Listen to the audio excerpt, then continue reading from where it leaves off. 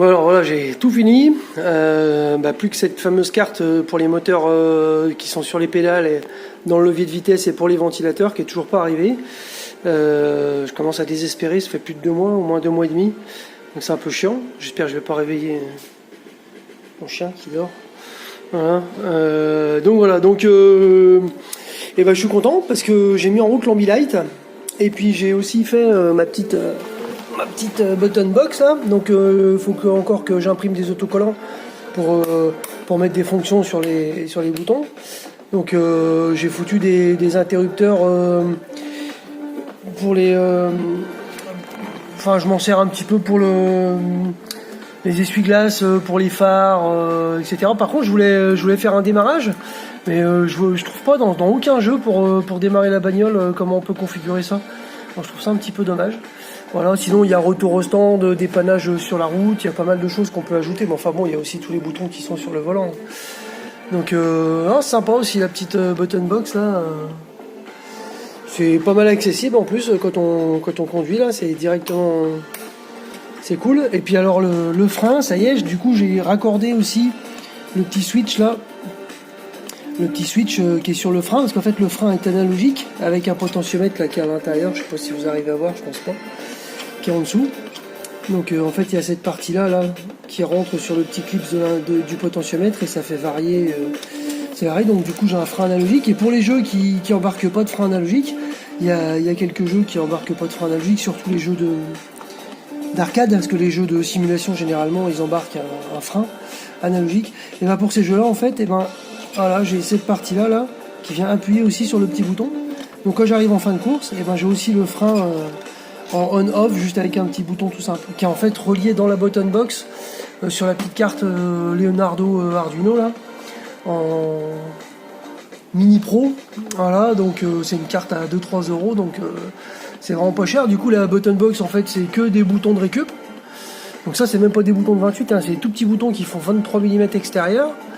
Que j'avais eu avec un kit de boutons à 2 balles que j'avais acheté au départ.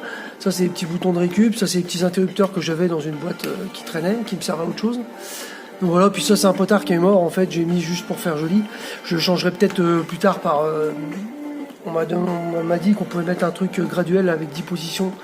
Donc je verrai, pour l'instant je suis pas encore assez calé dans les petits réglages et dans les paramètres des logiciels pour aller bidouiller ça, donc on verra bien comment ça fonctionne.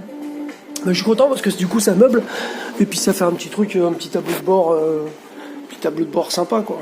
Voilà.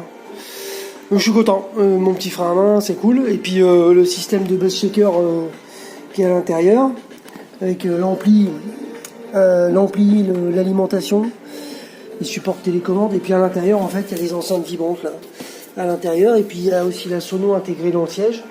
Voilà, ça, je me répète un petit peu pour ceux qui ont déjà vu mes autres vidéos. Voilà, il y a aussi les petits vibreurs dans chaque pédale. Il y a aussi un vibreur là-dessous, là on voit en blanc. Voilà, un petit vibreur sous le levier de vitesse.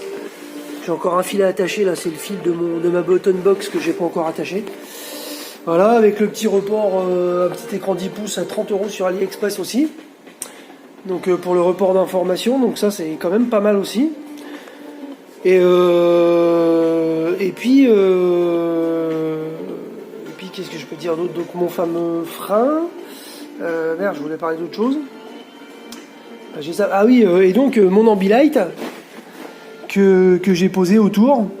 Voilà. Donc en fait là il est éteint parce que le tour de mon écran il est noir. Par contre si je lance un jeu,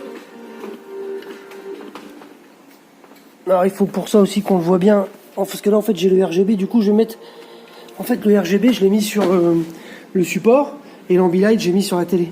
Donc du coup pour qu'on voit bien l'Ambilight, il faut couper le RGB, donc je vais mettre un interrupteur, comme ça je laisse le RGB juste en dessous, voilà, en dessous du race cam, et puis je vais mettre l'Ambilight. Alors on va essayer de démarrer une partie. Putain, on va pas y arriver.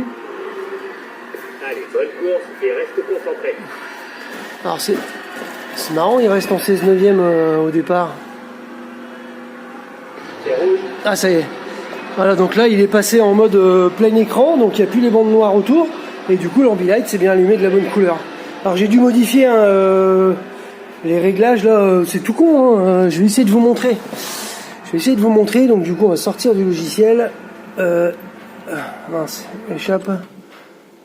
Quitte. Yes.